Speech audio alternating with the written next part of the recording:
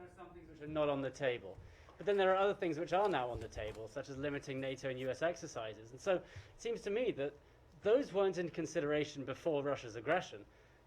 They are being given, in a sense, as a concession to their aggression if something is agreed. And I wonder what message that sends to anyone else who wants to just go out and make concessions and get concessions from the US. Ben, to be very clear, we are not talking about concessions whatsoever. We are talking about seeking elements, seeking ideas, seeking proposals that are in our the collective we, that are in our security interest. So again, these are not things that we would do unilaterally.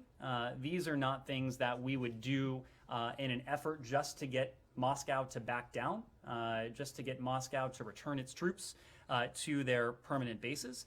These are things that ultimately would redound in favor of our collective security. And there are areas that are potentially ripe for that. And you're right that we've talked about a few of them. Missiles is one.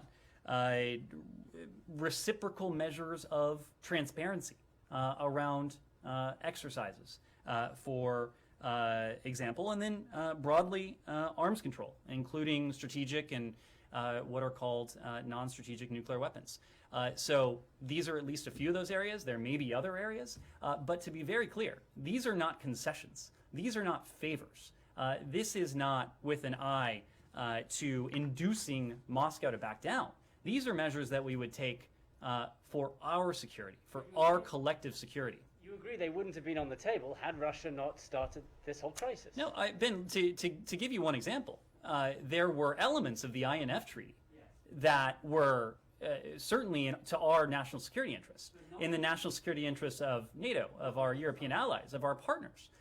That's what we're talking about. We would have liked to speak to those areas even before this. And in fact, that's the point of the Strategic Stability Dialogue. I think the broader point here, the Strategic Stability Dialogue has met twice already.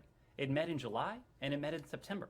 This was a forum that President Biden and President Putin agreed to put together well before Russia moved tens of thousands, nearly 100,000 troops to Ukraine's borders. I think that speaks to the fact that arms control is something that we do wish to engage Russia on.